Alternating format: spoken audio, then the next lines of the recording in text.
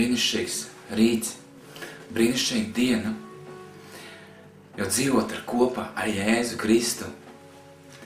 Katra diena ir brīnišķīga, katrs brīdis ir brīnišķīgs, halleluja, ka mēs dzīvojam kopā ar Jēzu Kristu, ka viņš ir mūsu dzīves kungs, ka viņš ir mūsu dzīves glābējs, kad viņš ir mūsu laime, kad Jēzus mums dara patiesi laimīgs, halleluja. Ja Jēzus manā dzīvē, esmu patiesi laimīgs. Ja Jēzus man ir manā dzīvē, esmu patiesi priecīgs. Manā dzīvē ir miers. Manā dzīvē ir miers. Jēzus ir mans dzīves kungs, halleluja. Slava Jēzum, halleluja. Lai Dieva miers jūsu namā, mani mīļie un dārgie brāļi un māsas. Un tie, kas nepazīst Kristu, es novēlu jums iepazīt Kristu, iepazīt jums, ka jūs iepazīstat Jēzu Kristu, patieso dzīves kungu, dzīves glābēju, dzīves pestītāju. Patiesi mūsu panākuma atslēga ir Jēzus Kristus.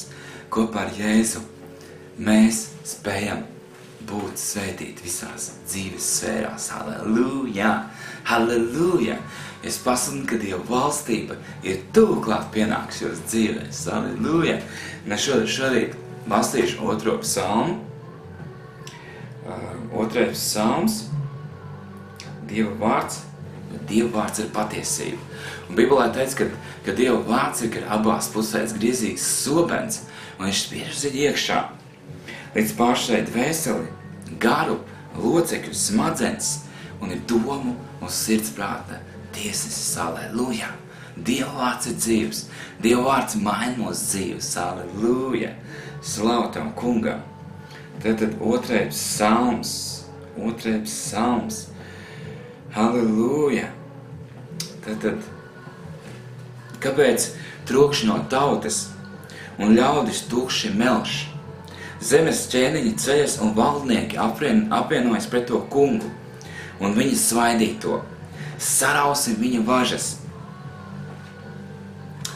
un metīsim prom viņa saistekļus, bet kas debesīs valda smejas, un tas kungs to tur par nieku. Taču reiz viņš runās tiem savās dusmās un iztrūcinās tos savās bardzībā. Bet es savu ķēniņu esmu cēlis Ciānā, savā svētajā kalnā. Es darīšu zinām Dieva spriedumu. Viņš uz mani sacīja, mans dēls, tu esi. Es šodien tevi esmu dzemdinājis. Prasi man, tad es tev došu tautas par īpašumu un pasaules galus par mantību.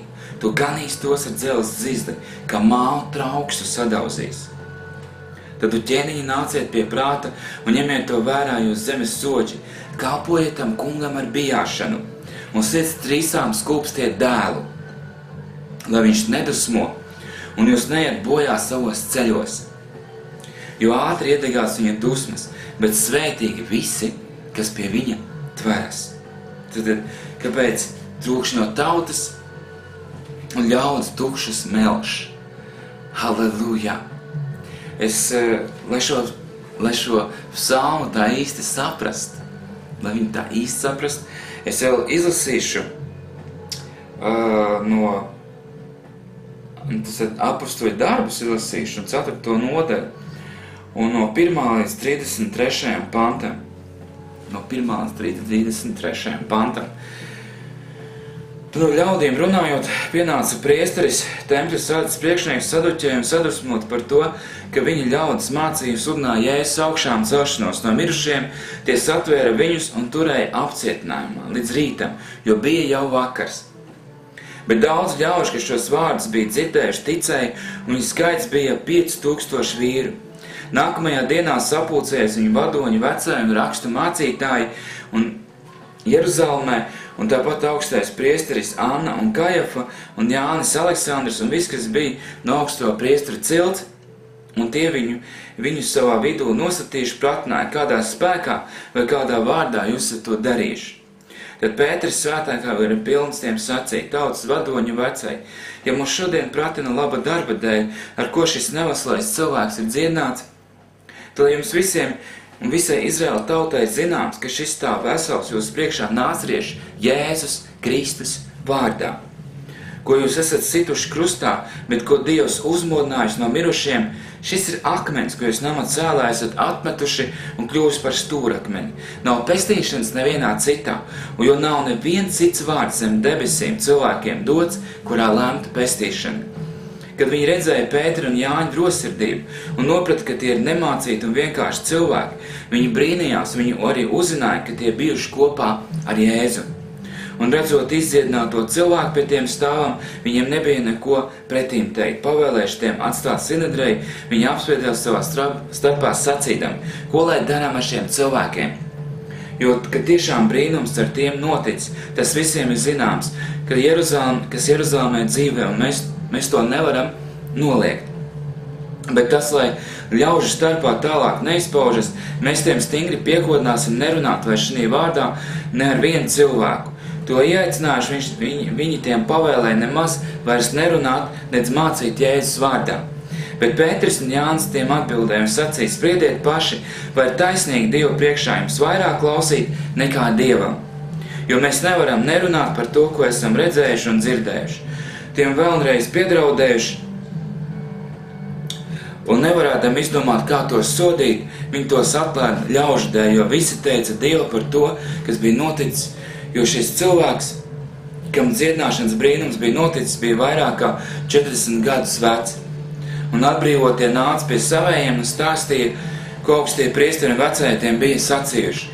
To dzirdējuši, viņi vienprātīgi lūdza Dievu sacīdām, Kungs, tu, kas radījis debes un zemi un jūru un viss, kas tanī, kas ar savu kalpu un tēvu Dāvidu mutes caur svēto garu sacīs, kāpēc tautas trako un ļaudis izdomā nelietības. Zemes ķēniņi sacaušies un valdnieki apvienojuši pret to kungu viņa svaidītu. Jo patiesi Herods un Poncijas Pilāts ar pagāniem un Izraēļa ļaudīm šī pilsētā apvienojuši pret tavu svēto kalpu Jēzu, ko tu esi svaidījis.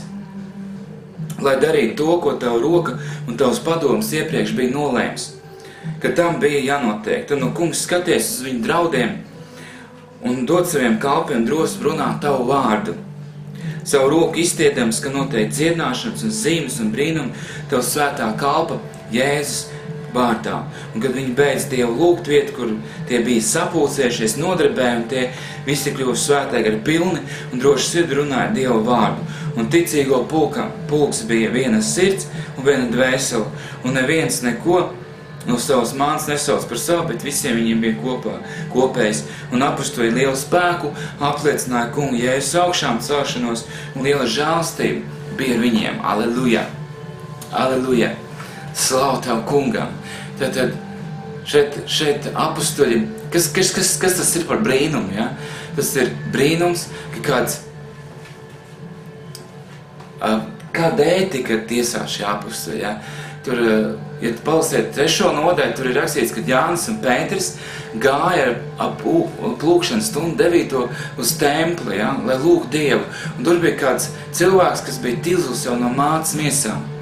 Un viņš ikdienas tur sēdēja pie šīm tempļa krāšņajām durvīm un lūdza kādu dāvanu. Un Pēters un Jānis gāja garām un viņu uzlūkoja. Un viņš domāja, ka viņam dos kādu dāvanu. Bet Jēzus teica, Jēzus ar Pēteri, protams, teica, bet Pēters teica, ka sudraba un zelta man nav, bet kas man ir, to es tev dodu. Nāc rieši Jēzus Kristus vārdā, celies un staigā. Un tūdaļ viņa skrīmši kļuva stipri, viņš piecēlās kājās un staigāja. Un visi to redzēja, kā mēs šeit redzam, un 5000 cilvēki atgriezās pie Kristus, redzot šo brīnumu, kad cilvēks kļuva cietināts. Ja, kad viņš jau bija vairāk kā 40 gadus vecs, iedomājies, praktiski gandrīz jau visu mūžu nodzīvojis kā kroplis, bet ienāk Jēzus viņa dzīvē, un viņš kļūst vesels. Halleluja! Mēs varam nodzīvot bez Kristus neiedzīgu un nepilnvērtīgu dzīvi, bet kad ienāk Jēzus, mēs kļūstam brīvi, mēs kļūstam laimīgi, halleluja, un mūsu dzīves izmainās, halleluja. Un šeit ir rakstīts, kad redzot šie farizēji rakstu mācītāji, kas ir noticis, ja, tad viņi ved Sinedrijas viņa tiesas priekšā, un viņus tiesā, ja, un tiesā par to, ja, ka šis cilvēks ir dziedināts. Kad, kā apostols Pēters saka, jūs tiesājat labu darbu dēļ, ja, ka šis cilvēks ir dziedināts. Halleluja! Ja? Un fakts ir tāds, kad mēs tiekam vajāti Jēzus dēļ. Un es atceros, es darba vietā strādāju Salcgrībā un kādā darbvietā, un es atceros, es iegāju šajā darbvietā un visu es ieklausās. Alleluja, atnāc strādāt. Alleluja ir atnāc strādāt. Bet es nekaunējos no Jēzus. Es nekaunos no to, ka Jēzus ir mans dzīves kungs, ka viņš ir mans glābējs. Ja cilvēki var apvienoties pret Jēzu, apvienoties pret ticīgajiem, kas tic uz Jēzu Kristu, bet mēs viņam bērni esam drosmīgi, un mēs sludinām evaņģēliju, un mēs nekaunamies, ka Jēzus ir mūsu dzīves kungs. Un es ienācu šajā darbvietā, es paņēmu savu bībeli, es nolieku to savu skapīšu, un es aplieku, ka bībele ir mana gaisma, mana patiesība manā dzīvē. Un cilvēki man izsmēja, apsmēja, bet tā, kad es ticu Dievam. Ja? Kad tur rakstīts psalmā, kad apvienojušies pret to kungu viņu svaidītu, sarausim viņa važas, metīsim prom viņas saistakļus, jo tas, kas debesīs sēž, jā, viņš smējās, halleluja, viņš smējās. Bet es zinu, ka Dievs vienmēr ir mums jābūt vienmēr drosmīgiem. Un es atceros, tur bija kāda māsa, kura arī bija kristieti, bet viņa gāja kādā no baznīcām, kādā reliģiskā draudzē, bet viņa klusēja, viņa kaunējās no tā, ka viņa pazīst Jēzu, no tā, ka viņa pazīst Dievu. Es nekaunos, es neskatos to, ko cilvēki par mani domās, bet es gribu sludināt Jēzu un nest viņa vēsti un nest viņa patiesību, jo viņš ir mans dzīves kungs, viņš ir mans dzīves glābējs, viņš ir mans dzīves pestītājs. Un viņi pēc tam liecināja, viņa teica, tā ir mans drosmīgs, viņš nolicis bībeli, cilvēki pakluso nāk un lasa, ja? Nāk un lasa, negrib apliecināt to, ka tic, bet kaunās no cilvēkiem. Mēs nekaunamies, mēs sarāvam šos saistekļus, mēs sludinām Jēzu Kristu, mēs nesam Jēzus vēstu šajā pasaulē, un mēs nekaunamies viņu, viņš ir mūsu kungs, un viņš ir mūsu glābējs. Lai svētīt jūs šodien, nekaunoties Jēzus dēļ, nesiet viņa vēstu, neatkarīgi no tā, vai jūs esat vajāti vai neesat vajāti, bet nesiet tā kunga vēstu, esiet drosmīgi un nekaunaties, jo Jēzus saka, ja jūs kaunēsieties cilvēku priekšā, tad Jēzus no jums kaunēsies. Esiet svētīti, lai Dieva Tēva mīlestība, Jēzus Kristus žēlstība un svētā gara sadraudzība, lai ir un paliek ar jums vienmēr. Tas kungs, lai tevi svētī un lai tevi pasargā. Tas kungs, lai apgaismo savu vaigu par tevi un lai ir tev žēlīgs. Tas kungs, lai paceļ savu vaigu uz tevi un lai dod tev mieru. Jēzus Kristus vārdā.